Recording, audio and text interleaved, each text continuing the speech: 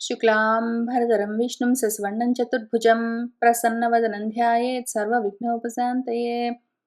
आपदामपहर्तारं दातारं सर्वसम्पदां लोकाभिरामं श्रीरामं భూయో భూయో నమామ్యహం అని నా రామచంద్రమూర్తికి నమస్కారం చేసుకుని మనము మన అయోధ్యాకాండలో రామచంద్రమూర్తి ఏం మాట్లాడబోతున్నారో చూసుకుంటూ వెళ్దాము. మన భరతుడొచ్చాడు.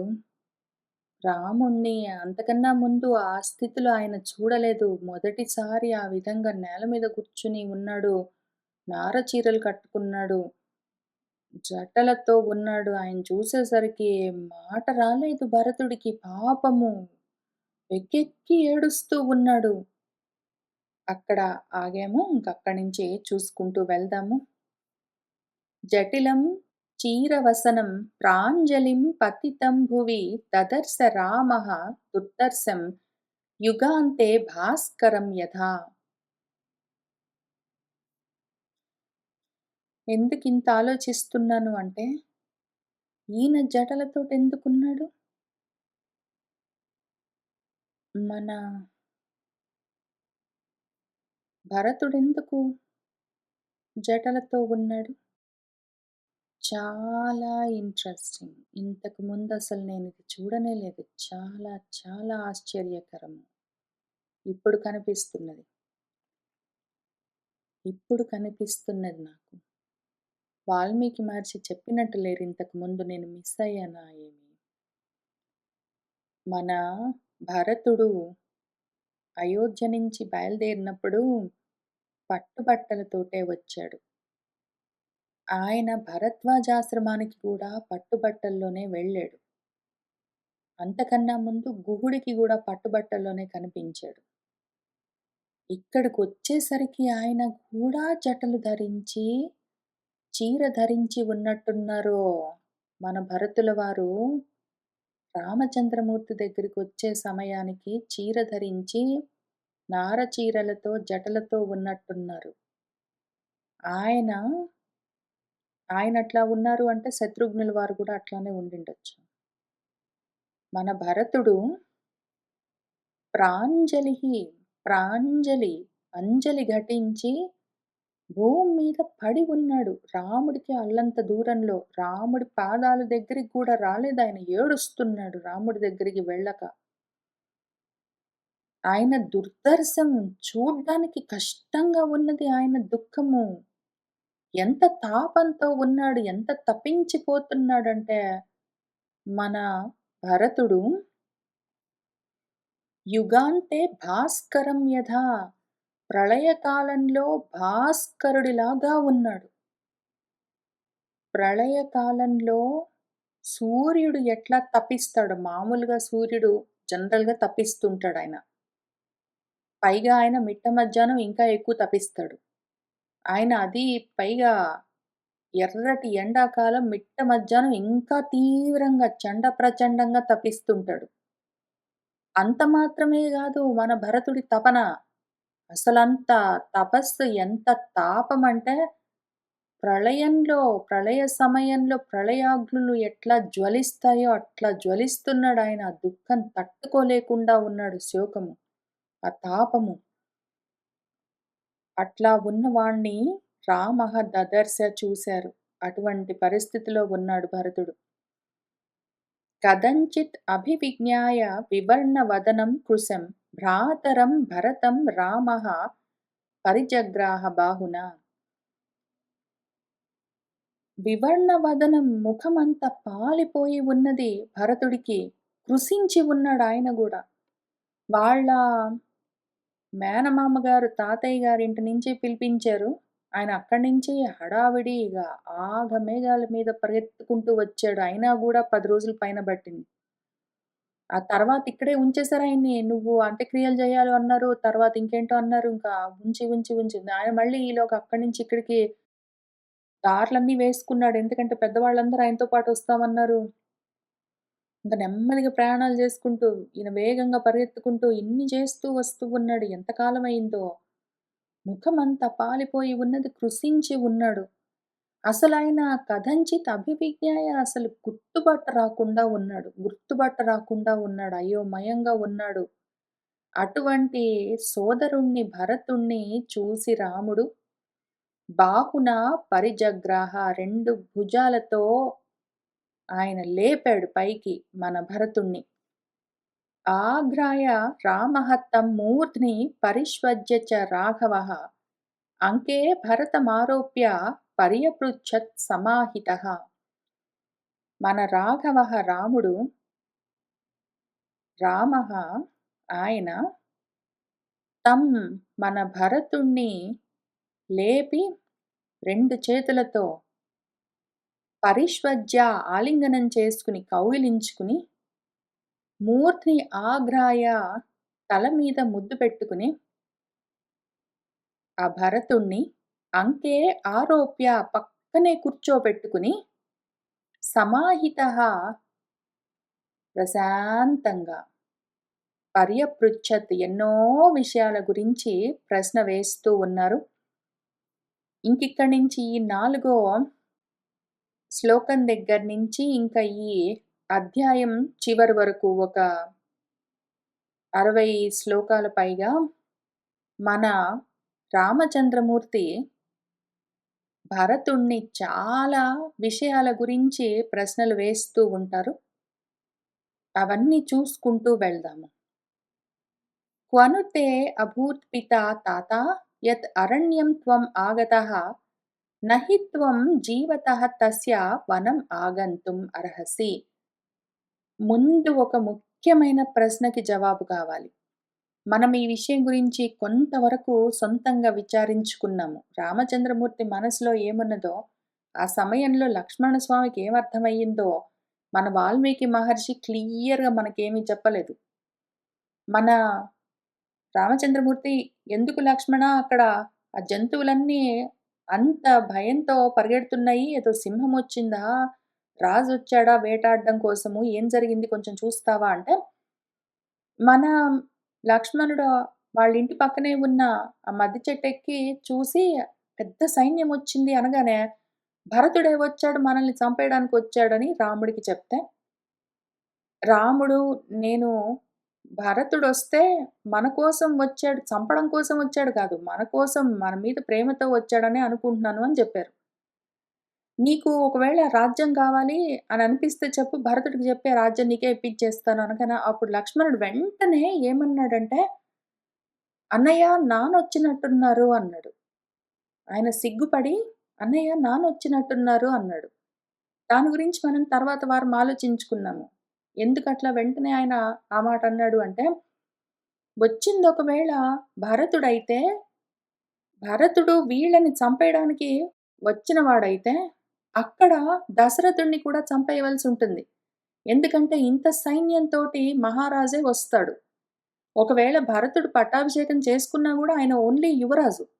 ఇంత సైన్యంతోటి మహారాజులాగా యువరాజు రావడానికి ఉండదు. కాబట్టి మహారాజుకి ఏమైంది అని వెంటనే అనుమానం వచ్చింది రామచంద్రమూర్తికి, లక్ష్మణ స్వామికి కూడా. లక్ష్మణ స్వామికి వెంటనే ఆలోచన కలిగింది. ఆయన సిగ్గుపడ్డది ఎందుకు అంటే, భరతుడొచ్చాడు అంటే దశరథుడు చనిపోయి ఉంటాడనే కదా అర్థము. నేను ఆ విషయం ఆలోచించలేదే. దశరథుడు బ్రతికే ఉండగా భరతుడెందుకొస్తాడు అన్న విషయం నేను ఆలోచించలేదే. భరతుడొచ్చాడంటే దశరథుడు చనిపోయి ఉంటాడు. దశరథుడు బ్రతికుండగా వస్తే దశరథుడే ఇంత సైన్యంతో వస్తాడు. కాబట్టి దశరథుడు బతికుంటే వచ్చింది దశరథుడు. ఒకవేళ వచ్చింది భరతుడైతే దశరథుడు చనిపోయి ఉండాలి. ఆ విషయము తెలుసుకోకుండానే నేను మాట్లాడానే అని మన లక్ష్మణుడు సిగ్గుపడ్డాడు. అందుకని వెంటనే ఆయన ఎందుకు అంటే దశరథుడు చనిపోయాడనైతే ఒప్పుకోలేడు గదా! తెలియకుండా దశరథుడు చనిపోయి ఉంటాడు. అందుకనే భరతుడొచ్చాడని ఎట్లా చెప్తాడు లక్ష్మణుడు? తెలియని విషయం గాబట్టి, అట్లా జరుగుతుందని అసలు ఊహించడం గూడా కష్టం గాబట్టి, భరతుడు కాదన్నయ్య దశరథుడొచ్చాడు అని ఆయన చెప్పాడు. ఆ విషయం వెంటనే ఏ కారణానికి లక్ష్మణుడు వచ్చింది భరతుడు గాదు, దశరథుడే అని చెప్పాడు అన్న విషయం రాముడు బాగా అర్థం చేసుకున్నారు.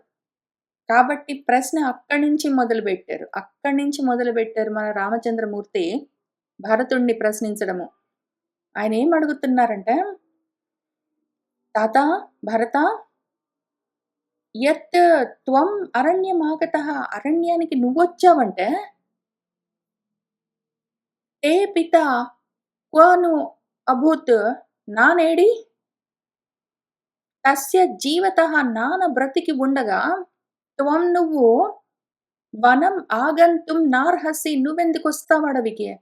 నాన్న బ్రతికుంటే నువ్వెందుకొస్తావు అడవికి? నువ్వొచ్చావంటే నానేడి?" అని అడిగాడు. చిరస్య బత పశ్యామి దూరాత్ భరతం ఆగతం దుష్ప్రతీకం అరణ్యే అస్మిన్ కిం తాతా వనం ఆగతః. తాతా భరత చిరస్య ఇంత కాలానికి ఆహా ఆగతం భరతం వస్తూ ఉన్న భరతుణ్ణి ఎక్కడి నుంచి దూరాత్ ఎక్కడో అయోధ్య నుంచి ఇంత దూరం వచ్చిన భరతుణ్ణి ఎంతో కాలానికి పశ్యామి చూస్తూ ఉన్నాను. అస్మిన్ అరణ్యే ఈ అరణ్యంలో దుష్ప్రతీకం గుర్తుపట్ట రాకుండా ఉన్నావు పైగా. ఎంతో దూరం నుంచి ఈ అడవి మార్గంలో గుర్తుపట్టడానికి రాకుండా ఈ రకంగా వచ్చావే. ఇంతకాలానికి నిన్ను చూస్తున్నాను కానీ ఈ పరిస్థితుల్లో చూస్తూ ఉన్నాను. భరత వనం కిం ఆగతః అడవికెందుకొచ్చావు నువ్వు? ఎందుకొచ్చావు నువ్వు అడవికి? ఏ కారణానికి? ఏం జరిగింది? కచ్చిత్ ధారయతే తాత రాజా యత్వం ఇహ ఆగతః కచ్చిత్ న దీనః సహసా రాజా లోకాంతరం గతః. ఆ రాజు ఏమయ్యాడు భరత? రాజుకేమయ్యింది? తాత భరత యత్వం ఇహ ఆగతః నువ్వు ఇక్కడికొచ్చావంటే రాజా ఆ దశరథ మహారాజు కచ్చిత్ ధారయతే బ్రతికే ఉన్నాడు గదా ఇంకా. ఆయనకేం గాలేదు గదా! నువ్వెందుకొచ్చావు? కచ్చిత్ ఒకవేళ దీనుడు ఆ రాజు సహసా తొందరలోనే లోకాంతరన్న గతః స్వర్గస్థుడు కాలేదు కదా! లోకం వదిలిపెట్టి పోలేదు గదా! నాన్న ఇంకా ప్రాణాలతోటే ఉన్నాడు గదా! ఆయన ఉండగా నువ్వెందుకొచ్చావు? కచ్చిత్ సౌమ్య నతే రాజ్యం భ్రష్టం బాలస్య శాశ్వతం కచ్చిత్ శుశ్రూషసే తాత పితరం సత్యవిక్రమం. తాత భరత బాలుడివి నువ్వు చిన్న పిల్లవాడివని శాశ్వతమైన ఈ రాజ్యము తే కచ్చిత్ న భ్రష్టం నువ్వు పోగొట్టుకోలేదు కదా! వాళ్ళు నీకు రాజ్యం ఇచ్చారు గదా! చిన్నవాడివని, అమాయకుడివని నీకు రాజ్యం ఇవ్వకుండా ఉన్నారా వాళ్ళు? మళ్ళీ మాట మార్చారా? నాన్న మాట మళ్ళీ మారుస్తాడని నేను అనుకోవట్లేదు. సత్య విక్రమం సత్యాన్ని పాటిస్తూ నీకిస్తానన్నాడు రాజ్యాన్ని. కాబట్టి ఆ రాజ్యాన్ని నీకిచ్చి నాన్న అక్కడే రాజ్యంలోనే ఉంటే నాన్నను పితరం కచ్చిత్ శుశ్రూషసే నువ్వు సేవ చేస్తూనే ఉన్నావు గదా! గొడవలేమీ లేవు గదా! నీ మీద కోపం తెచ్చుకుని లేదా వేరే ఏ కారణానికైనా సరే నాన్న నిన్ను వెళ్ళగొట్టేయలేదు గదా! రాజ్యం ఇవ్వకుండా. రాజ్యం ఇవ్వకుండా నిన్ను పంపించేస్తే వచ్చావా నువ్వు ఇక్కడికి అడవిలోకి? కాదు గదా! ఆయన బానే ఉన్నాడు గదా! ఆయన చనిపోతే నువ్వొచ్చుండాలి. లేదా నీకు రాజ్యం ఇవ్వకుండా నిన్ను వెళ్ళగొడితే నువ్వొచ్చుండాలి. ఏ కారణానికొచ్చావు? కారణమేమి? ఎందుకొచ్చావు? నాన్న చనిపోయాడా? లేదా నిన్ను పంపించేసాడా రాజ్యం ఇవ్వకుండా? నీకిస్తానని మాటిచ్చాడు. నిలబెట్టుకున్నాడా? ఆయన, ఆయన మాటను నిలబెట్టుకుని నీకు రాజ్యము ఇవ్వగా, నువ్వు బ్రతికి ఉండి నీకు రాజ్యాన్ని ఇచ్చిన ఆ రాజుకి శుశ్రూష చేస్తూనే ఉన్నావు గదా! ఈ 2 జరగకుండా పోలేదు గదా! ఆ 2 జరిగితే రాజు బానే ఉన్నాడు, బ్రతికే ఉన్నాడు, నీకు రాజ్యాన్ని అన్నమాట ప్రకారం ఇచ్చాడు అంటే నువ్వు అక్కడే ఉండి ఆయనకు సేవ చేయకుండా ఇక్కడికెందుకొచ్చావు?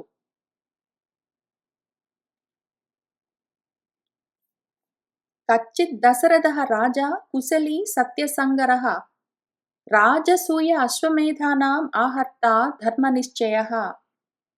ఆ రాజుగారు కుశలంగా ఉన్నాడు కదా కచ్చిత్. దశరథ మహారాజు కచ్చిత్ కుశలి, ఆయన క్షేమంగానే ఉన్నాడు గదా! సత్యసంగరః, ఆయన ప్రతిజ్ఞ సత్యం చేసుకున్నాడు గదా! నీకిస్తానన్నాడు రాజ్యం. అన్న మాటని ఆ ధర్మ నిశ్చయం కలిగిన వాడు నెరవేర్చాడు గదా! ఒక మాట అంటే అది సత్యం అవ్వాలి అంటే అది ధర్మంగా ఆచరించవలసి ఉంటుంది. నీకిస్తానన్నాడు రాజ్యం, ఇచ్చాడా? ఆ రకంగా ఇచ్చినవాడు సత్యాన్ని, ధర్మాన్ని కాపాడుకుని కుశలంగా ఉన్నాడా? రాజసూయాలు, అశ్వమేధ యాగాలు ఇన్ని చేసినవాడు సత్యాన్ని, ధర్మాన్ని కూడా పాటిస్తూ కుశలంగా ఉన్నాడు గదా!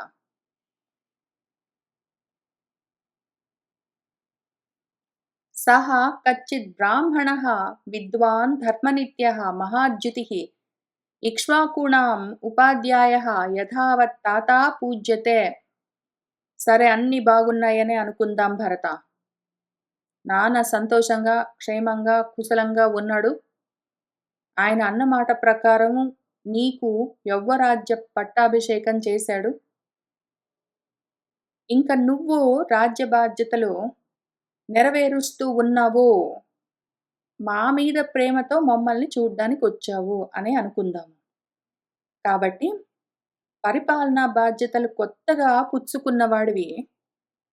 నువ్వు రాజుగా, యువరాజుగా చేస్తూ ఉన్న పాలన ఎట్లా ఉన్నది అని నేను ప్రశ్నలు వేస్తాను అని మన రాముల వారు ఇక్కడి నుంచి చాలా ప్రశ్నలు, రాజ్యాన్ని ఎట్లా పాలన చెయ్యాలి అనే ఉంటూ ఉంటాయి. ఎందుకు అంటే రామచంద్రమూర్తి అప్పటికే ఇవన్నీ చేస్తూ ఉన్నారు. దశరథ మహారాజు రాజుగా ఉన్న సమయంలో రామచంద్రమూర్తి ఇవన్నీ చేస్తూ ఉన్నారు. అడ్మినిస్ట్రేటివ్ టాస్క్స్ అన్ని, యాక్టివిటీస్ అన్నీ ఆయన అప్పటికే నెరవేరుస్తూ ఉన్నారు. ఎందుకు అంటే తర్వాత రాజయ్యేది ఆయనే, ఆయనకి తెలుసు. పైగా తండ్రి గారు, రాజుగారు పెద్దవాడు. ఈయన చిన్నప్పటి నుంచే రాజ్యాన్ని పాలన చేయడం కోసము కావలసిన జ్ఞానమంతా తెలుసుకుంటూ, అది పాటిస్తూ, ఆ పనులు చేస్తూ వస్తూ ఉన్నారు. కాబట్టి ఆయనకన్నీ తెలుసు. రామచంద్రమూర్తి చేస్తూ వస్తూ ఉన్నంత వరకు. ఆయన రాజుగా, యువరాజుగా పట్టాభిషేకం చేస్తేనే నేను ఈ పనులన్నీ చేస్తాను. లేతే నా పని గాదు. ఇట్స్ నాట్ మై జాబ్ అని ఆయనేం అనుకోలేదు. ఆయన చేస్తూ వస్తూ ఉన్నారు. ఇప్పుడు అడవిలోకి పంపించేసారు గాబట్టి ఆయన చేయట్లేదు గానీ, ఊళ్ళోనే ఉంటే చేసుకుంటూ కూర్చునేవాళ్ళు. పనులన్నీ మరి జరగాలి. ఇప్పుడు దశరథుడు పైకెళ్ళిపోయాడు, రాముడు అడవికెళ్ళిపోయాడు, భరతుడు లేడు, ఇంకెవరు లేకపోతే రాజ్యం ఏమైపోతుందంటే నడుస్తుంటుంది. మరి ఎవరో ఒకళ్ళు చేస్తూనే ఉండాలి. చేయకపోతే అడ్మినిస్ట్రేషన్ అంతా ఎట్లా నడుస్తుంది? దేశమంతా ఏమైపోతుంది? కొద్ది రోజులు గ్యాప్ వచ్చుండొచ్చు కావాలంటే. కానీ భరతుడు ఇప్పుడున్నాడు. మరి చేయవలసి ఉంటుంది. ఇంతకుముందు రాముడు చేశాడు మరి. కాబట్టి భరతుడిని ఆ రాజ్య బాధ్యతల గురించి ఆయన అడుగుతూ ఉన్నారు. ఏ విధంగా రాజ్యాన్ని పాలన చేస్తూ ఉన్నావు అని వాటి గురించి చూసుకుంటూ వెళ్దాము. తాతా భరత, ఆ బ్రాహ్మడు, ఆ విద్వాంసుడు నిత్యము ధర్మ నిరతితో ఉండేవాడు. గొప్ప జ్ఞానంతో ఉన్నవాడు మహాద్యుతిః. ఇక్ష్వాకు వంశస్థులకు, ఇక్ష్వాకు రాజులకు ఉపాధ్యాయుడు. అటువంటి వశిష్ఠుల వారు సహా ఆయన యథావత్, యథావిధిగా కచ్చిత్ పూజ్యతే, నీ చేత గౌరవింపబడుతూ ఉన్నాడు గదా అని ఇంకక్కడి నుంచి మొదలుబెట్టారు మన రామచంద్రమూర్తి. ఉపాధ్యాయుణ్ణి, వశిష్ఠుణ్ణి నువ్వు గౌరవిస్తున్నావు గదా! మన్నిస్తున్నావు గదా! ఆయన చెప్పిన మాట వింటూ ఉన్నావు గదా! సా తాత కచ్చిత్ కౌసల్య సుమిత్రా చ ప్రజావతి సుఖినీ కచ్చిత్ ఆర్యా చ దేవి నందతి కైకేయి. తాత భరత, ఆ కౌసల్యాదేవి, ప్రజావతి చక్కటి కొడుకును కన్న సుమిత్రాదేవి, వాళ్ళిద్దరూ సుఖంగా ఉన్నారు గదా! ఆ ఆర్యురాలు, పూజ్యురాలు, ఆ దేవి, కైకేయీ దేవి కచ్చిత్ నందతి, ఆనందంగా ఉన్నది గదా!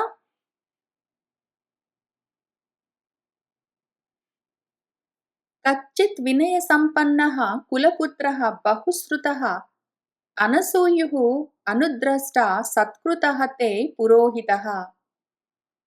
ఆ వినయ సంపద కలిగిన వాడు,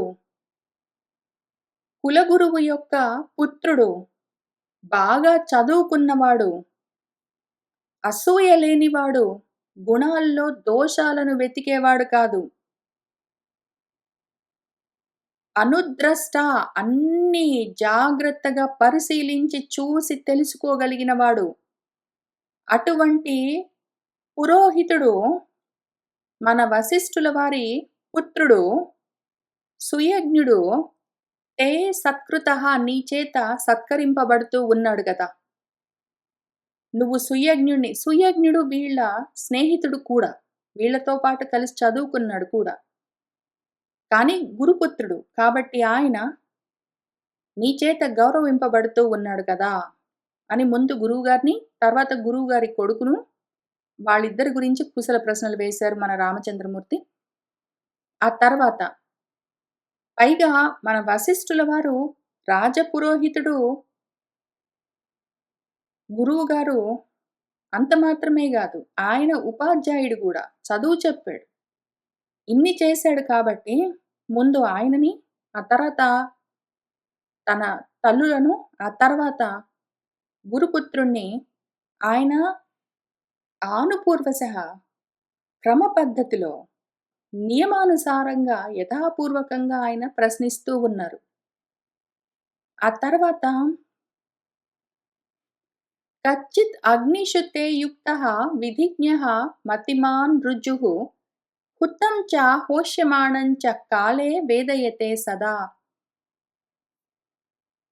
అగ్నిషు యుక్తః అగ్ని కార్యాలు ఏవేవి ఎప్పుడు ఏ విధంగా చెయ్యాలి అని వాటి గురించి ఎప్పుడూ చూసుకుంటూ ఉండేవాడు.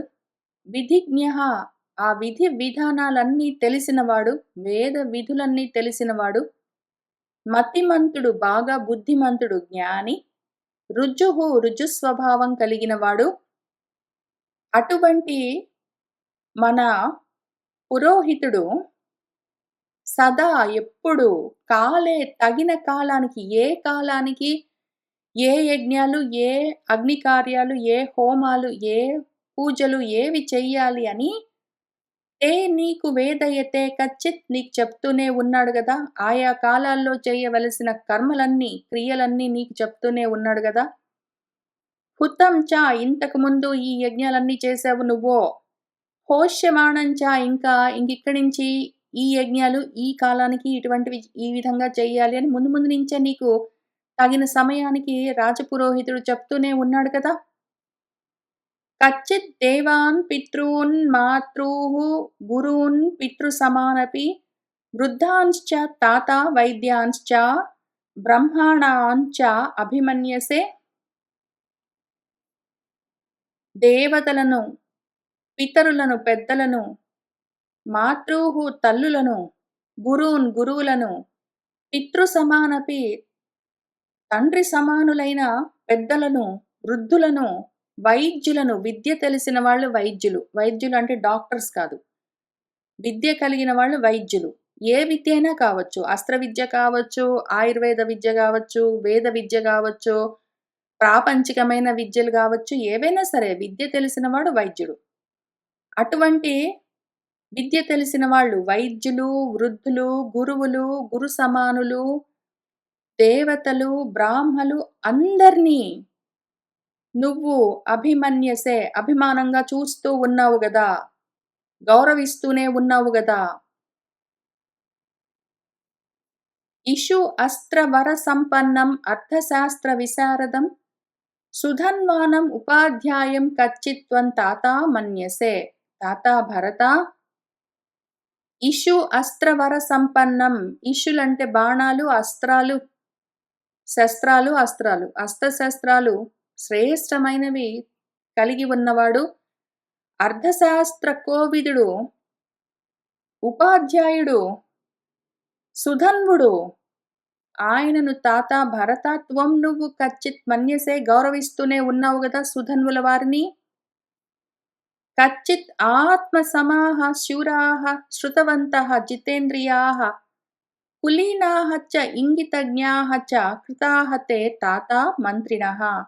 తాత భరత ఆత్మ సమాహ నీకు సములైన వాళ్ళు, నీ అంతటి వాళ్ళు, శూరులు, శృతవంతః బాగా చదువుకున్న వాళ్ళు, జితేంద్రియాః ఇంద్రియ జయం సాధించిన వాళ్ళు, కులీనాః మంచి కులంలో జన్మించిన వాళ్ళు, చక్కటి మనోబుద్ధేంద్రియాలన్న కులంతో కూడి ఉన్నవాళ్ళు, ఇంగితజ్ఞాః ఇంగితము అంటే మనోభావము, మనసులోని భావాలను, అభిప్రాయాలను తెలుసుకోగలిగిన వాళ్ళు.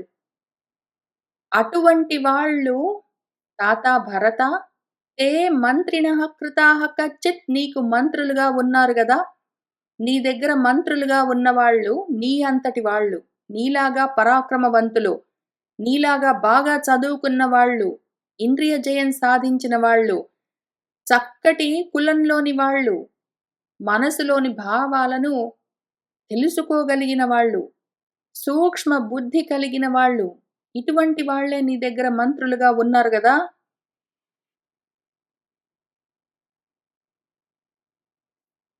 మంత్రః విజయమూలం హి రాజ్ఞాం భవతి రాఘవ. సుసంవృతః మంత్రధరైః అమాత్యైః శాస్త్రకోవిదైః. ఓ రాఘవ భరత, మంత్రధరైః మంత్రాంగాన్ని, ఆలోచనలను ధరించగలిగిన వాళ్ళు, అమాత్యులు మతిని అనుసరించి గొప్ప బుద్ధితో ఉండేవాళ్ళు, శాస్త్రాలన్నీ అర్థశాస్త్రంతో సహా, న్యాయశాస్త్రంతో సహా అన్ని రకాల శాస్త్రాలు తెలిసిన వాళ్ళు, మంత్రాంగం తెలిసిన వాళ్ళు, యంత్రాంగం తెలిసిన వాళ్ళు. యంత్రాంగం అంటే యాక్చువల్‌గా పనిచేసే డిపార్ట్‌మెంట్స్. మంత్రాంగం అంటే అడ్మినిస్ట్రేషన్. వాటిని, ఆ మంత్రాలను, ఆలోచనలను ధరించగలిగిన వాళ్ళు, ఆ ఆలోచనలను సుసంవృతః జాగ్రత్తగా కాపాడగలిగిన వాళ్ళు. కూర్చొని మంత్రులతోటి ఏమైనా డిస్కస్ చేసావంటే, ఆ ఇన్ఫర్మేషన్ వాళ్ళందరితోటి చెప్పుకుంటూ వెళ్లారనుకో, నువ్వేమైనా ఆలోచనలు చేస్తే వాటిని రహస్యంగా, గోప్యంగా దాచిపెట్టగలిగిన వాళ్ళుండాలి మంత్రులు. ప్రతిదీ అందరికి తెలిసిపోతూ ఉన్నాయంటే రాజ్యపు రహస్యాలన్నీ, దేశ రహస్యాలన్నీ అందరికీ తెలిస్తే చాలా నష్టం కలుగుతుంది. కానీ మంత్రులు ఒకవేళ నీ మంత్రాలను, ఆలోచనలను, మీరు చేసుకునే ఆలోచనలను సుసంవృతః జాగ్రత్తగా కాపాడుతూ ఉన్నారంటే, అటువంటి మంత్రులు రాజ్ఞాం రాజులకు విజయమూలం హి భవతి. విజయ కారణమవుతారు భరత. అందుకని మంత్రులని చాలా జాగ్రత్తగా చేసుకోవలసి ఉంటుంది. ఎవరితో నువ్వు మంత్రాంగం, ఆలోచనలు చేస్తావో వాళ్ళను జాగ్రత్తగా నువ్వు చూసుకోవాలి. వాళ్ళను బట్టి నీ విజయం ఉంటుంది. కచ్చిత్ నిద్రావసన్నైషీః కచ్చిత్ కాలే ప్రబుధ్యసే కచ్చిచ్చ అపరరాత్రేషు చింతయసి అర్థనైపుణం. ఇంక నీ గురించి అడుగుతాను. కచ్చిత్ నువ్వు నిద్రావసన్నైషీః నిద్రకు వసుడివై అయితే లేవు గదా! ఎప్పుడు పడితే అప్పుడు నిద్ర రావడం, అబ్బో! నాకు నిద్రొస్తుందండి తర్వాత చూద్దాం అనుకోవడం, ఆ రకంగా అయితే చేయట్లేదు గదా! కచ్చిత్ కాలే ప్రబుధ్యసే సమయానికి తెల్లవారుజామునే లేస్తూ ఉన్నావు గదా! కచ్చిచ్చ అపరరాత్రేషు తెల్లవారుజామున అర్ధనైపుణం ఇంకివాళ ఏమి చెయ్యాలి? ఇవాళ నేను చేయవలసిన పనులేంటి? అని ఆ విషయాల గురించి జాగ్రత్తగా చింతయేసి ఆలోచించుకుంటున్నావు గదా! పొద్దున్నే తెల్లవారుజామునే లేచి, ఇవాళ నేను చేయవలసిన పనులేమి? ఈరోజు, ఈ వారం, ఈ నెల చేయవలసిన పనులేమి? మైల్ స్టోన్స్ ఏంటి? టాస్క్స్ ఏమున్నాయి? ఎంతవరకొచ్చాయి? ఎంతవరకు రావాలి? అని జాగ్రత్తగా ఆలోచించుకుని రోజు మొదలు పెడుతున్నావు గదా! నిద్రపోవట్లేదు గదా! కచ్చిత్ మంత్రయసే నైకః కచ్చిత్ న బహుభిః సహ కచ్చిత్తే మంత్రితః మంత్రః రాష్ట్రం న పరిధావతి. నువ్వు ఏకః కచ్చిత్ న మంత్రయసే నువ్వొక్కడివే కూర్చొని ఆలోచించుకోవట్లేదు గదా! నువ్వు ఒకడివే కూర్చొని ఇష్టం వచ్చినట్టు ఆలోచించుకొని ఏదో ఒకటి చేయడం అట్లాంటివి చేయట్లేదు గదా! ఖచ్చిత బహుభిః సహా చాలా మందిని బెట్టుకొని ప్రతిది ఏ డిస్కషన్ చేయాలన్నా సరే అందరితో పాటు బీభత్సంగా ఓపెన్‌గా డిస్కస్ చేయట్లేదు గదా! నువ్వొక్కడివే కూర్చొని రహస్యంగా నువ్వొక్కడివే ఆలోచించుకుంటే గూడా అది మంచి పద్ధతి గాదు. ఎందుకు అంటే నువ్వు నమ్మిన వాళ్ళతో కొందరితో నువ్వు జాగ్రత్తగా విచారణ చేయవలసి ఉంటుంది. ఒక్కళ్ళు కూర్చొని ఆలోచించుకుంటే ఒక్కొక్కసారి ఎటువంటి ఆలోచనలు కలుగుతాయో ఏంటో తెలియదు. కాబట్టి జాగ్రత్తగా తెలిసిన వాళ్ళని, నమ్మకస్తుల్ని పెట్టుకొని వాళ్ళతో పాటు, ఆ మంత్రులతో పాటు కలిసి కూర్చొని ఆలోచించుకోవాలి. అంత మాత్రానికి ఇంక ప్రతాడితోటి డిస్కస్ చేసుకుంటూ తిరగరాదు. తప్పు. ఈ మాట చెప్తూ ఉంటే నాకిప్పుడే ఇంకొక ఆలోచనొచ్చింది. యాక్చువల్‌గా దశరథ మహారాజు ఈ 2 జేశాడు. ఆయన ముందు బహుభిః సహా కూర్చొని ఆలోచనలన్నీ జేసుకున్నాడు. రామచంద్రమూర్తికి పట్టాభిషేకం చేస్తానన్నప్పుడు ఆయన పెద్ద రాజసభ ఏర్పాటు చేసి అందరూ ఊళ్ళో పెద్దలు, ప్రజలు వాళ్ళు, వీళ్ళు ఇంక ఒక్కళ్ళు ఇద్దరు గాదు. అందరూ కూర్చొనుండగా ఆ సభలో నేనిట్లా అనుకుంటున్నాను మీరేమంటారు అని మాట్లాడాడు. ఇంట్లో వాళ్ళకి చెప్పలే. ముఖ్యమైన వాళ్ళకి ఇలా కనీసం రాముడితోటి గూడా ఆయన ముందు మాట్లాడలేదు. ఆ తర్వాత మళ్ళీ ఒక్కడే గూర్చొని కైకేయి ఏదో జెప్పిందని ఆయన్ని ఊళ్ళో నుంచి వెళ్ళగొట్టేయడం గురించి ఆలోచించుకున్నాడు. ఈ రకంగా ఒక్కళ్ళు గూర్చొని ఆలోచించుకున్నా సరే పెద్దలతో మాట్లాడకుండా చాలా మందితో తెలిసిన వాళ్ళకి, తెలియని వాళ్ళకి, మంత్రాంగం తెలిసిన వాళ్ళు, ఆలోచనలు చేసేవాళ్ళు, జాగ్రత్తగా పూర్వపరాలు విచారణ చేసేవాళ్ళు, వాళ్ళు గాకుండా వాళ్ళతో పాటు వాళ్ళు, వీళ్ళు, దారిన బోయేవాళ్ళు, తెలిసిన వాళ్ళు, తెలియని వాళ్ళు అందరితోటి మాట్లాడడం. ఈ రకంగా చేస్తే 2 చాలా దుష్పరిణామాలు కలిగిస్తాయి. కాబట్టి నువ్వొక్కడివే కూర్చొని ఆలోచించుకోవట్లేదు గదా! చాలా మందితోటి అదే పనిగా డిస్కస్ జేయట్లేదు గదా! అట్లనే పైగా నువ్వు ఏదైనా మంత్రము ఆలోచన చేసుకున్నావంటే, ఆ రకంగా మంత్రితః చేసుకున్న ఆలోచన నీది రాష్ట్రం కచ్చిత్ న పరిధావతి. నువ్వు ఇట్లా ఏదైనా ఆలోచన చేస్తావో అందరికి తెలిసిపోతుందనుకో. నువ్వక్కడ గూర్చొని నీ మంత్రులతోటి ఆలోచించుకున్నావు. అటు ఇటు తిరిగి చూసేలోగా అందరికి తెలిసిపోతుందనుకో, అది లీక్ అయితుందనుకో. నువ్వు చేస్తున్న ఆలోచనలన్నీ నీ ప్లాన్ అంతా, ప్రోగ్రామ్ అంతా నువ్వేం చేయదలుచుకున్నావేమి అని అంతా లీక్ అయిపోతుందనుకో, ప్రతి ఆడికి తెలుస్తుందనుకో, అప్పుడు నువ్వు దాన్ని కంట్రోల్ చేయలేవు. నువ్వు దాన్ని జాగ్రత్తగా ఎగ్జిక్యూట్ చేయలేవు. కాబట్టి అట్లా జరగట్లేదు గదా! ఒక్కడివైతే కూర్చొని ఆలోచించుకోవద్దు. చాలా మందితోటి ఆలోచించొద్దు. కొంతమందితోటి నమ్మకస్తులతోటి ఆలోచిస్తూ ఉన్నావు కానీ అది ఇన్ఫర్మేషన్ లీక్ అయితుందనుకో. ఈ 3 పరిస్థితుల్లో చాలా అనర్థం కలుగుతుంది. అట్లా చెయ్యొద్దు. చేయట్లేదు గదా! కచ్చితర్థం వినిశ్చిత్య లఘుమూలం మహోదయం క్షిప్రం ఆరభసే కర్తుం న దీర్ఘయసి రాఘవ. రాఘవ, భరత కచ్చిత్ ఏదైనా ఒక అర్థం వినిశ్చిత్య నేను ఈ ప్రయోజనం కోసం ఈ పని చేస్తాను. రాజ్యంలో అందరికీ ఫ్రీగా విద్యాదానం జరిగేలా చూస్తాను. అందరికీ ప్రతిరోజు అన్నదానం జరిగేలాగా చూస్తాను. లేదా నేను పలాని యజ్ఞాన్ని చేద్దామనుకుంటున్నాను అందరి బాగు కోసం. ఇట్లాంటివి ఏవైనా సరే నువ్వొక అర్థము, ఒక ప్రయోజనం ఆశించి ఒక నిర్ణయం తీసుకున్నావనుకో. అది ఎప్పుడైనా సరే మహోదయం గొప్ప ఫలితాన్నిస్తూ ఉండాలి. లఘుమూలం ఎక్కువగా శ్రమలు, ఎక్కువగా వ్యయాలు ఉండరాదు. చాలా ఎక్కువ వ్యయ ప్రయాసలతోటి ఉన్న కర్మ, కానీ ఎక్కువగా లాభమేమీ ఉండదంటే అటువంటి పనులు చెయ్యరాదు. నువ్వు ఎంత పెట్టుబడి పెడతావో దానికన్నా ఎక్కువ లాభం ఉండే పనే చెయ్యాలి. ఎప్పుడైనా సరే రాజుగా ఉన్నప్పుడు నువ్వు ఎక్కువ వ్యయ ప్రయాసలకు లోనయ్యి ఒక పని చేశామంటే దానివల్ల ఎక్కువ ప్రయోజనం లేకపోతే చాలా అనర్థం కలుగుతుంది. అదేదో ఒక రాజు మన హిస్టరీ బుక్స్‌లో ఇండియన్ హిస్టరీ బుక్స్‌లో ఉంటాయి. తుగ్లక్ అని ఒక రాజున్నాడు. ఆయన ఢిల్లీ నుంచి ఇంకొక చోటికి, ఇంకొక చోటు నుంచి ఢిల్లీకి ఏంటో మొత్తం ఆయన క్యాపిటల్ సిటీని, రాజధానిని మారుస్తానని ముందు వెనకాల ఆలోచించుకోకుండా ఎక్కువ ప్రయత్నము, ఎక్కువ ఎక్కువ వ్యయము, ఎక్కువ ప్రయాస, కానీ లాభమేముంది? ముందు ఇక్కడి నుంచి అక్కడికి ఎక్కడికో వేరే చోటికి మార్చుకున్నాడు. Capital city. ఆయనకది నచ్చలేదు. మళ్ళీ మొత్తం అందరిని మళ్ళీ వెనక్కి రామన్నాడు. ఏమైపోతారు అట్లా చేస్తే? అట్లా చేయరాదు. ఎక్కువ ప్రయోజనం ఉండాలి. ఎక్కువగా నష్టం ఉండగూడదు. అటువంటిది చూసుకొని నువ్వొక పని చేద్దాం అనుకున్నాక, నిర్ణయించుకున్నాక, క్షిప్రం ఆరభసే కచ్చిత్ వెంటనే మొదలు పెడుతున్నావు గదా! ఏదో నిర్ణయాలంటే తీసుకుంటావు. ఇంక తర్వాత చూద్దాంలే అని కూర్చుంటున్నావా? నిర్ణయం చాలా జాగ్రత్తగా నీ వాళ్ళందరితోనూ ఎవరిని నమ్ముతావో, నీ నమ్మకస్తులైన మంత్రులతో కొందరితో నువ్వు మాట్లాడుకుని, జాగ్రత్తగా ఆలోచించుకుని, ఒక నిర్ణయాన్ని తీసుకుని, దాన్ని వెంటనే అమలు పరుస్తూ ఉన్నావు కదా! క్షిప్రం ఆరభసే కచ్చిత్.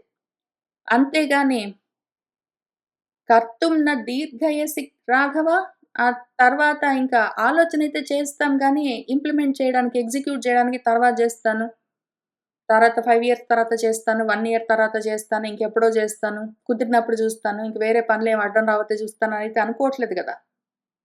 ఒక మంచి పని చేద్దామని అనుకున్న తర్వాత వెంటనే చేస్తూ ఉన్నావు గదా రాఘవ! కచ్చిత్తు సుకృతాని ఏవ కృతరూపాణి వా పునః విదుః తే సర్వకార్యాణి న కర్తవ్యాని పార్థివాః.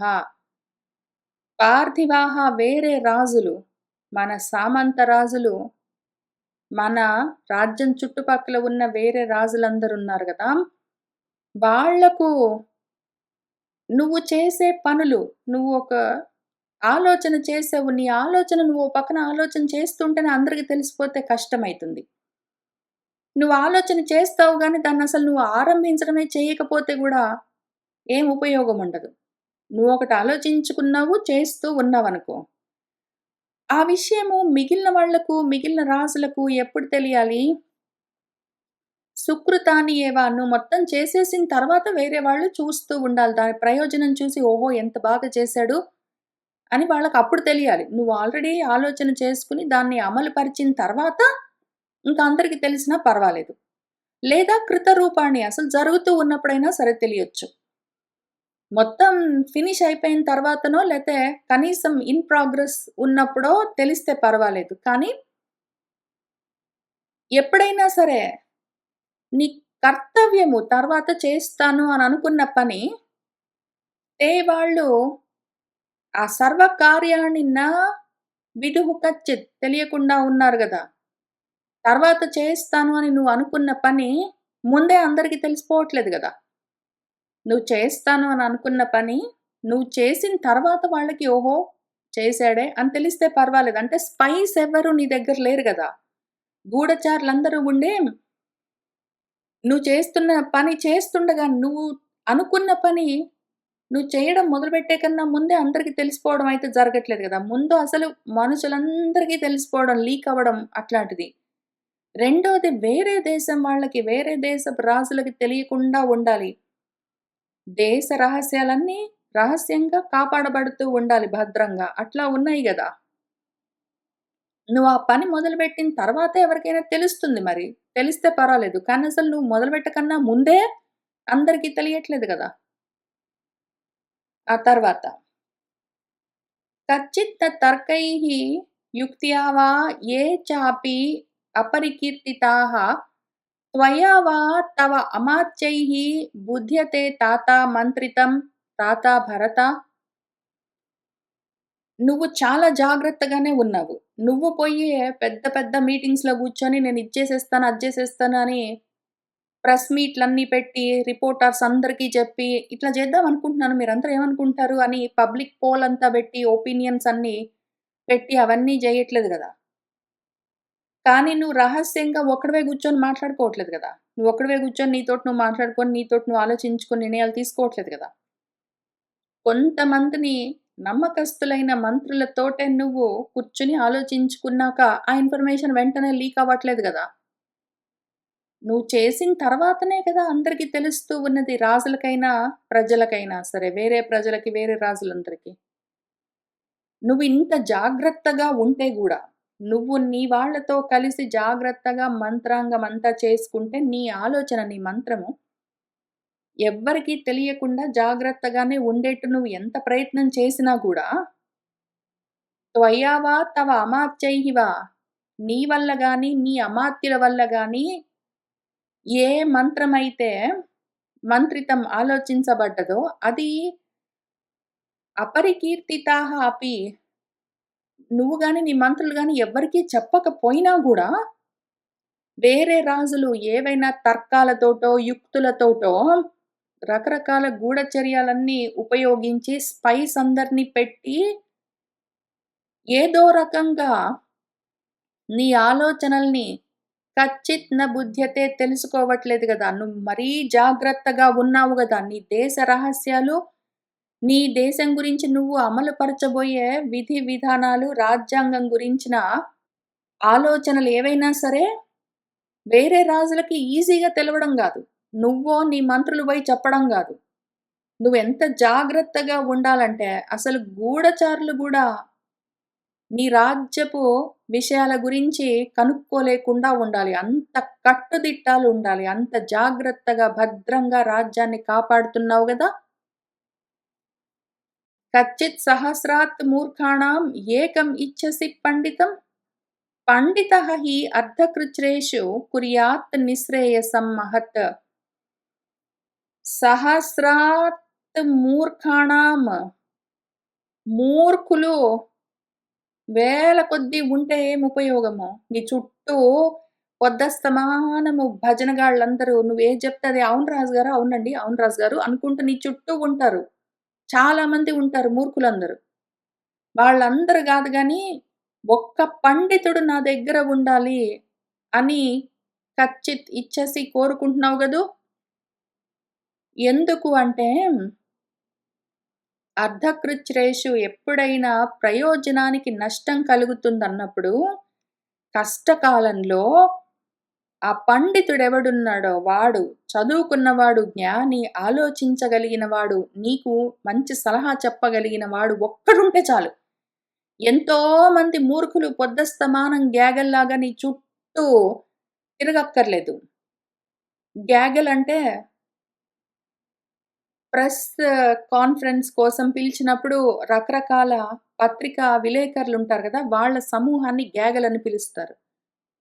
అట్లాంటి గ్యాగల్సో లేదా జనరల్‌గా ఈగలో, గ్యాగలో నీ చుట్టూ చాలా మంది వేల మంది ఉంటే నువ్వు అంత పాపులర్ అని చెప్పుకోవడానికి లేదు. అయితే అయ్యావు నువ్వు పాపులర్. కానీ పని చెడిపోతుంది. ఒక్కడైనా పండితుడు నీ చుట్టుపక్కల నీతో పాటున్నాడంటే మహత్ నిశ్రేయసం కుర్యాత్ నీ కష్టకాలంలో ఎంతో గొప్ప ఉపకారం చేసి పెడతాడు. నీకెంతో మేలు చేస్తాడు. అట్లా ఒక్క పండితుడైనా సరే నీ దగ్గర ఉండాలని నువ్వు కోరుకుంటున్నావు గదూ!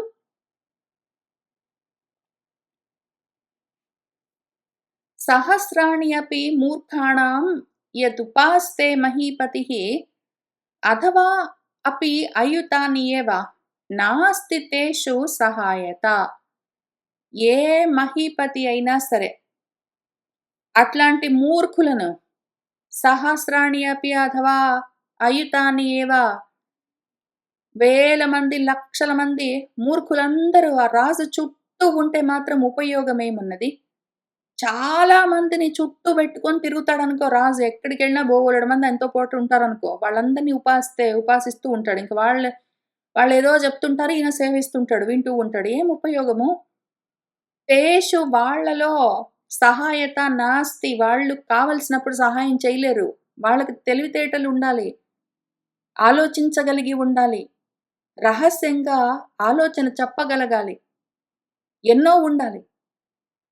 చాలా మందిని పెట్టుకొని తిరిగితే అవసరం వచ్చినప్పుడు వాళ్ళు హెల్ప్ చేయలేరు. అవసరానికి మేలు చేయగలిగిన వాడిని ఒక్కడినైనా సరే ఎప్పుడు వెంట ఉండేలాగా చూసుకుంటున్నావా లేదా? ఏకః అపి అమాత్యః మేధావి శూరః దక్షః విచక్షణః రాజానం రాజపుత్రం వా ప్రాపయేత్ మహతీం శ్రియం. ఏకః అపి అమాత్యః ఒక్కడున్నా చాలు. చాలా మంది మంత్రులు ఉండక్కర్లేదు. ఒక్కడున్నా చాలు. గొప్ప బుద్ధి కలిగిన వాడు, గొప్ప మేధస్సు కలిగిన వాడు, గొప్ప శూరుడు. ఎందుకు అంటే రాజ్యం గురించిన నిర్ణయాలు పరాక్రమంతో ఆలోచించాలి. యుద్ధాలంటే లేదా పెద్ద పెద్ద నిర్ణయాలంటే భయపడేవాళ్ళు నీకేం సలహా చెప్పగలరు? దక్షత కలిగి ఉండాలి. విచక్షణ జ్ఞానం ఉండాలి. అటువంటి వాళ్ళు ఉంటే అటువంటి వాడు ఆ విచక్షణ జ్ఞానముంది, దక్షత ఉన్నది, శూరుడై ఉన్నాడు, మేధావి వాడు, అమాత్యుడు ఒక్కడున్నా చాలు. వాడు రాజైనా, రాజపుత్రుడైనా సరే మహతీం శ్రియం ప్రాపయేత్, గొప్ప ఐశ్వర్యాన్ని కలిగిస్తాడు. ఎంతో మేలు చేస్తాడు. ఒక్కడు చాలు మంత్రి. చాలా మంది ఉండక్కర్లేదు. ఒక్కడున్నా చాలు. కచ్చిత్ ముఖ్యాః మహత్సు ఏవ మధ్యమేషు చ మధ్యమాః జఘన్యాః చ జఘన్యేషు భృత్యాః కర్మసు యోజితాః. నువ్వు ఎటువంటి పనులకు ఎటువంటి వాళ్ళను పంపించాలి అని చూసుకునే చేస్తూ ఉన్నావు గదా! నువ్వు పెద్ద పెద్ద వాళ్ళని కలవడానికి వెళ్ళవలసి వచ్చినప్పుడు ఏదో వయస్సులో చిన్నవాళ్ళని, జ్ఞానంలో, తెలివితేటల్లో చిన్నవాళ్ళని, అధికారంలో చిన్నవాళ్ళని అటువంటి వాళ్ళని పంపించట్లేదు కదా! పెద్ద పెద్ద కార్యాలు నెరవేర్చాలంటే అటువంటి పెద్ద జ్ఞానము, పెద్ద గొప్ప ఎక్స్‌పీరియన్స్, గొప్ప ఎడ్యుకేషన్, గొప్ప తెలివితేటలు, గొప్ప వాక్‌శక్తి ఇటువంటివన్నీ ఉన్న వాళ్ళని పంపించాలి. ఎంతో అనుభవము, ఎంతో జ్ఞానము, మాట్లాడే శక్తి సామర్థ్యాలు, పనులు నెరవేర్చుకుని రాగలిగిన ధృతి ఇటువంటివి ఉన్న వాళ్ళందరినీ అటువంటి పనులకు పంపించాలి. కొంచెం మధ్య రకం పనులేమైనా ఉన్నాయి అంటే, కొంచెం చదువుకుని కొంచెం ఎక్స్‌పీరియన్స్ ఉన్న వాళ్ళని పంపించొచ్చు. ఏవో చిన్న పనులున్నాయి, చిన్న చిన్న పనులేమైనా ఉన్నాయంటే, వయసులో చిన్నవాళ్ళు ఇంటర్న్స్ కానీ, అప్రెంటిసెస్ కానీ, అప్పుడప్పుడే చదువయిపోయి ఉద్యోగాల కోసం చూస్తూ ఉన్న వాళ్ళని గాని, అట్లాంటి వాళ్ళని చూసుకోవచ్చు. కాబట్టి నువ్వు ఏ కర్మల్లో ఎటువంటి వృత్తులను నియోగిస్తూ ఉన్నావో చూసుకొని చేస్తూ ఉన్నావు గదా కచ్చిత్. మహత్సు కర్మసు, పెద్ద పెద్ద పనులకు భృత్యాః యోజితాః కచ్చిత్. ముఖ్యులని పెద్ద పెద్ద పనులకు పంపిస్తూ ఉన్నావు గదా! మధ్యమేషు కర్మసు, మధ్య రకం పనులకు మధ్యమాః భృత్యాః యోజితాః కచ్చిత్. ఆ పనికి తగినంత చదువు, అనుభవము ఉన్న వాళ్ళని పంపిస్తూ ఉన్నావు గదా! అట్లానే జగన్యేషు కర్మసు, చిన్న చిన్న పనులకు జగన్యాః భృత్యాః, చిన్నవాళ్ళెవరినైనా పంపిస్తూ ఉన్నావు గదా! ఎందుకు అంటే, పెద్ద పెద్ద పనులు చేయడానికి ఎక్కువ చదువు గాని, తెలివితేటలు గాని, అనుభవం గాని లేని వాళ్ళని పంపిస్తే, అక్కడ పనులు చెడిపోతాయి. చిన్న చిన్న పనులకు బాగా ఎక్కువగా అనుభవము, తెలివితేటలు, బాగా శక్తి సామర్థ్యాలు ఉన్న వాళ్ళని చిన్న పనులకు పంపిస్తే వాళ్ళు చిన్నబుచ్చుకుంటారు. అట్లా ఏ పనికి ఎవరిని పంపించాలో తెలియకుండా చెయ్యరాదు. నువ్వు అట్లా చేయట్లేదు గదూ! అమాత్యాన్ ఉపధా అతీతాన్ పితృ పైతామహాన్ శుచీన్ శ్రేష్ఠాన్ శ్రేష్ఠేషు కచ్చిత్వం నియోజయసి కర్మసు. శ్రేష్ఠేషు కర్మసు, చాలా ఇవైతే ముఖ్యమైన మహత్సు కర్మసు అని చెప్పా గదా! వీటిని మించిన శ్రేష్టమైన కర్మలున్నాయనుకో, ఇంక నిజంగా చాలా పెద్ద పనులున్నాయనుకో, అట్లాంటప్పుడు నువ్వు ఎటువంటి వాళ్ళని అటువంటి పనిలో నియోగించాలి? అమాత్యులను, బాగా మతి కలిగిన వాళ్ళు, బాగా ఆలోచించి పనులు చేయగలిగిన వాళ్ళు. అటువంటి వాళ్ళని కూడా నమ్మి వెంటనే పంపించడానికి వీల్లేదు. వాళ్ళు ఉపధ అంటే వాళ్లకు నువ్వు నీ దగ్గర మంత్రులుగా ఉండాలి. పెద్ద పెద్ద రాజ్య కార్యాలను నెరవేర్చాలి అంటే ఎట్లా నీ దగ్గర మంత్రులుగా పెట్టుకుంటావు? పరీక్షలన్నీ పెట్టాలి. వాళ్ళు దేనికైనా లొంగుతారా? డబ్బుకు లొంగుతారా? లేదా స్త్రీ పురుష కామాలకు లొంగుతారా? పదవి వ్యామోహాలకు లొంగుతారా? దేనికైనా వాళ్లకు ఇటువంటి లొంగిపోయే బలహీనతలు ఉన్నాయా అని రకరకాల పరీక్షలు రహస్యంగా పెట్టవలసి ఉంటుంది. వాళ్ళకి చెప్పెందుకు చేస్తాము? పలాని వాళ్ళను నువ్వు ఈ ముఖ్యమైన పోస్ట్‌లో పెట్టుకోవాలి అని అనుకున్నప్పుడు, నీ దగ్గర అతి సన్నిహితంగా నీకు నమ్మకస్తులైన మంత్రులుగా ఉండే వాళ్ళని నువ్వు ఎగ్జామ్స్ పెట్టుకొని పరీక్షలు టెస్ట్‌లన్నీ పెట్టి రకరకాలుగా వాళ్ళు ఏ ప్రలోభాలకైనా లొంగుతారా అని చూసి బాగా అటువంటి పరీక్షలన్నిట్లో రహస్యమైన ఇటువంటి దేనికైనా లొంగుతారేమో చూద్దామన్న పరీక్షలన్నిట్లల్లో వాళ్ళు నెగ్గిన వాళ్ళు, పాస్ అయిన వాళ్ళు అతీతులుంటారో, ఉత్తీర్ణులైన వాళ్ళు, అటువంటి వాళ్ళని చూసుకోవాలి. అది కూడా ఎందుకైనా మంచిది. కొత్త వాళ్ళందరిని తెచ్చి పెట్టుకోవడానికి గాదు. పితృపైతామహాన్ తాతలు, తండ్రుల దగ్గర నుంచి మన దగ్గర నమ్మకంగా ఉంటూ వస్తూ ఉన్న వాళ్ళున్నారు. వాళ్ళను మన దగ్గర మంత్రులుగా పెట్టుకోవాలి. అంటే మా నాన్నగారి కాలం నుంచి, మా తాతగారి కాలం నుంచి ఎప్పటినుంచో ఉన్నాడండి అని మళ్ళీ వెంటనే నమ్మడానికి వీల్లేదు. నువ్వు కూడా పరీక్షలు పెట్టి చూసుకో దేనికైనా లొంగుతాడా అని. ఆ పరీక్షల్లో నిలబడ్డవాడైతే అటువంటి అమాత్యులను పెట్టుకోవాలి. వాళ్ళు శుచి అయి ఉండాలి. మనసు, మాట, చేత శుచిగా ఉండాలి. త్రికరణ శుద్ధి కలిగిన వాళ్ళై ఉండాలి. మన పెద్దవాళ్ళకి గూడా తెలిసిన వాళ్ళు, మన తాతలు, తండ్రుల దగ్గర నుంచి మనకు తెలుసు. అప్పటినుంచి మనతో పాటున్నారు నమ్మకస్తులు. అయినా కూడా మనం కూడా పరీక్షలు పెట్టుకొని, చూసుకొని, మనం నమ్మగలమనుకుంటేనే అటువంటి వాళ్ళని అమాత్యులుగా పెట్టుకోవాలి. అటువంటి అమాత్యులను వాళ్ళు చేయగలిగిన శ్రేష్టమైన కర్మసు పనుల్లో నువ్వు నియోజయసి కచ్చిత్ నియోగిస్తూ ఉన్నావు గదా!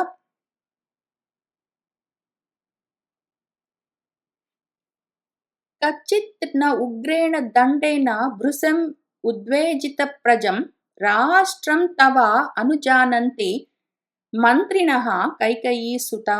ఓ కైకేయీసుత అని వెంటనే ఆయన ఎందుకో కైకేయిని గుర్తు చేసుకున్నారు రామచంద్రమూర్తి.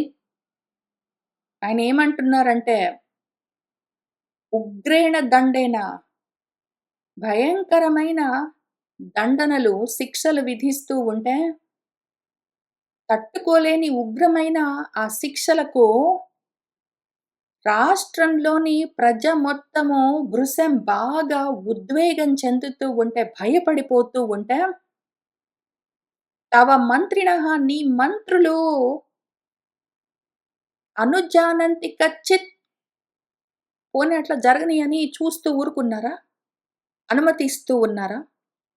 రాష్ట్రంలో ఉగ్రమైన దండనలన్నీ విధిస్తూ ఉంటే, నీ మంత్రులు అటువంటి అన్యాయాన్ని అనుమతిస్తూ ఉన్నారా? చూస్తూ ఊరుకున్నారా? అట్లా చేసేవాళ్ళు నీ దగ్గర ఏమైనా నీకు మంత్రులుగా ఉన్నారా? లేరు గదూ భరత. కచ్చిత్వాం న అవజానంతి యాజకాః పతితం యథా ఉగ్ర ప్రతిగ్రహీతారం కామయానం ఇవ స్త్రియః. కచ్చిత్ ఒకవేళ నీ దగ్గర ఉన్న నీ మంత్రులు నిన్ను నా అవజానంతి కచ్చిత్ అవమానించట్లేదు గదూ. ఇన్ని ఉన్నాయి. వాళ్ళకు బాగా తెలివితేటలున్నాయి. బాగా చదువుకున్న వాళ్ళు, గొప్పగా ఆలోచించగలరు. పనులు నెరవేర్చుకుని రాగలరు. అన్నీ ఉన్నాయి గానీ, నీ గురించి చులకన అభిప్రాయం లేదు గదూ. వాళ్ళ దగ్గర నువ్వు ఏ విషయానికి చులకనైపోవట్లేదు గదా! వాళ్ళు నిన్ను ఏదో యాజకులుంటారు. యాజ్ఞికులు ఒక పతనమైన వాడిని చూసి ఎట్లా చులకనగా చూస్తారు? ఎట్లా అవమానిస్తారు? బాగా చదువుకున్న వాళ్ళు, యజ్ఞాలు, యాగాలు చేసేవాళ్ళు, పండితులు పతనమైపోయిన వాడిని చూసి ఎట్లా అవమానిస్తారు? అట్లా నిన్ను నీ మంత్రులు అవమానించట్లేదు కదూ! వాళ్ళ ముందు నువ్వు అవమానం పొందవలసి వచ్చే విధంగా ప్రవర్తించట్లేదు కదూ! అట్లానే ఉగ్ర ప్రతిగ్రహీతారం భయంకరంగా అక్కర్లేనివన్నీ పుచ్చుకుంటూ ఉండే వాళ్ళని చూస్తే, యాక్చువల్‌గా యాజకులు ఎంత చిన్నబుచ్చుకుంటారు, ఎంత అవమానిస్తారు. యజ్ఞాలు, యాగాలు చేసేవాళ్ళు, వేదోక్తమైన క్రియలు చేయించగలిగిన వాళ్ళు ఎంత హుందాగా, ఎంత గంభీరంగా, ఎంత గ్రేస్‌ఫుల్‌గా ఉంటారు. ఎవరైనా వేరే యాజకులు పతితులై ఉన్నారు. ఎవరు డబ్బిస్తే ఆ డబ్బుకి ఎట్లాంటి రకరకాల ఆంబింబం ఫట్ యజ్ఞాలైనా చేయించడానికి సిద్ధమైపోతున్నారు. అట్లాంటి వాళ్ళని చూసి యాక్చువల్‌గా యజ్ఞాలు చేయించగలిగిన వాళ్ళు ఎంత అవమానిస్తారు. ఎంత అవమానకరంగా చూస్తారు. ఆ విధంగా నువ్వు ప్రవర్తించట్లేదు గదా! నీ దగ్గరున్న మంత్రులు రాజువైన నిన్నే అవమానించే విధంగా వాళ్ళ ముందు నువ్వు ప్రవర్తించట్లేదు కదూ! ఏదో ఒక స్త్రీ ఆమెను కోరుకుని కాముకుడు ఎవరైనా ఆమె దగ్గరికొస్తే ఆమె ఎంత చులకనగా చూస్తుంది. ఒక స్త్రీకి ఆయనంటే ఇష్టం ఉండొచ్చు, ఉండకపోవచ్చు. ఇంక నువ్వు లేకపోతే నేనుండను, నువ్వు నాకు కావాలి అని అదే పనిగా వెంటబడుతూ ఉంటే, ఆ స్త్రీకి ఆ పురుషుడి పట్ల ఎటువంటి చులకన భావం ఉంటుందో, ఆ స్త్రీ ఆ పురుషుడిని ఎంత అవమానిస్తుందో, ఆ విధంగా నీ మంత్రులు నిన్ను అవమానించే విధంగా అయితే నువ్వు ప్రవర్తించట్లేదు గదూ! నీ మంత్రుల ముందు నువ్వు అంతకన్నా గొప్పగా, హుందాగా ఉంటూ ఉన్నావు గదూ! వాళ్ళ నుంచి నువ్వు గౌరవం పొందుతూ ఉన్నావు గదూ! ఉపాయ కుశలం వైద్యం భృత్య సందూషణే రతం శూరం ఐశ్వర్య కామంచ యః నహంతి సహ హన్యతే. ఇంత ఉన్నది నీ దగ్గర ఉన్న మంత్రులు బాగా చదువుకున్న వాళ్ళు, పండితులు, మేధావులు, దక్షులు, శూరులు అన్నీ ఉన్నాయి. గొప్ప ఉపాయాలన్నీ చెప్పగలరు. అంత కుశలత ఉన్నది. వాళ్ళు వైద్యులు. బాగా విద్య కలిగిన వాళ్ళు. కానీ భృత్య సందూషణే రతం. నీ దగ్గర ఉన్న భృత్యులలోనే గొడవలన్నీ పెట్టి, నీ దగ్గర పనిచేస్తున్న వాళ్ళందరిలో ఒకళ్ళతో ఒకళ్ళకి స్పర్ధలన్నీ కలిగించి, ఎందుకవన్నీ చేస్తారు అంటే వాళ్ళు శూరులే. కానీ ఐశ్వర్య కాముకులు. వాళ్ళకి ఐశ్వర్యం కావాలన్న కోరిక ఎక్కువ. డబ్బుల కోసం ఏమైనా చేస్తారు.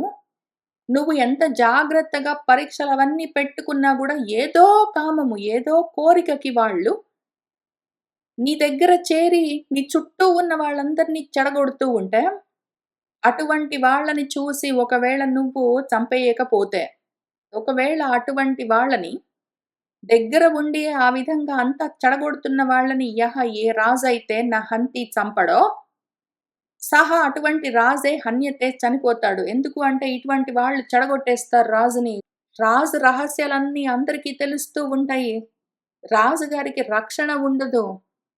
ఆయన చుట్టూ ఉన్న వాళ్ళలోనే గొడవలున్నాయి అంటే, రాజు ఒకవేళ ముందే జాగ్రత్త పడి ఆ విధంగా చేస్తూ ఉన్నవాడిని వాడెంత గొప్పవాడైనా, ఎంత చదువుకున్నవాడు, ఎన్ని ఉపాయాలు చెప్పగలిగిన వాడు, ఎంత శూరుడు, ఎంత దక్షుడు, ఎంత వైద్యుడు ఏమైనా గాని అటువంటి వాడిని ముందే రాజు నిర్మూలించకపోతే రాజే నశించిపోవలసి వస్తుంది. అటువంటి అమాత్యులైతే నీ దగ్గర లేరు గదూ! కచ్చిత్ హృష్టః చ శూరః చ మతిమాన్ ధృతిమాన్ శుచిః కులీనః చ అనురక్తః చ దక్షః సేనాపతిః కృతః అని ఇంకిక్కడి నుంచి సేనాపతుల గురించి అడుగుతూ ఉన్నారు రామచంద్రమూర్తి. నీ దగ్గర ఉండే సేనాపతి ఏ విధంగా ఉన్నాడు? దక్షతతో ఉన్నాడు. ఆయన యుద్ధ సమయంలో యుద్ధాలు చేయగలడు. శాంతి సమయంలో రాజ్యానికి సహాయం చేయగలడు. వార్ అండ్ పీస్‌లో 2 పరిస్థితుల్లో శాంతి నిగ్రహాల్లో ఆయన దక్షత చూపించగలడు. నువ్వంటే అనురక్తి కలిగినవాడు. నీ మీద ప్రేమ కలిగినవాడు. గొప్ప కులంలోని వాడు. శుచి, త్రికరణ శుద్ధి కలిగినవాడు. ధృతిమంతుడు. పట్టుదలతో ఆయన పనులు సాధించగలడు. మతిమాన్ గొప్ప తెలివితేటలు కలిగినవాడు. శూరుడు. హృష్టః సంతోషంగా ఉన్నవాడు. నీ చుట్టూ ఇటువంటి సేనాపతులున్నారు కదూ! ఇటువంటి సేనాపతి సంతోషంగా ఉంటాడు వాడు. శూరుడు. గొప్ప బుద్ధి కలిగినవాడు. గొప్ప ధృతి కలిగినవాడు. గొప్ప శుచి కలిగినవాడు. గొప్ప కులంలోని వాడు. గొప్పగా నువ్వంటే రక్తి కలిగినవాడు. అనురాగం కలిగినవాడు. దక్షత కలిగినవాడు. అటువంటి వాడు కచ్చిత్ సేనాపతిః కృతః నీకు సేనాపతిగా ఉన్నాడు గదూ! అని ఆయన ఇంకిక్కడి నుంచి సేనాపతి గురించి అడుగుతారు. ఇవి మనం వచ్చే వారం కలిసి కూర్చొని చదువుకుంటూ ముందుకు వెళ్దాం. ఇవాల్టికి ఇక్కడికి ఆపుకుందాము. సర్వం శ్రీ సీతారామచంద్ర ప్రభు పాదారవిందార్పణమస్తు. మంగళం కోసలేంద్రాయ మహనీయ గుణాత్మనే చక్రవర్తి తనూజాయ సార్వభౌమాయ మంగళం. వేద వేదాంత వేద్యాయ మేఘశ్యామలమూర్తయే పుంసాం మోహన రూపాయ పుణ్యశ్లోకాయ మంగళం.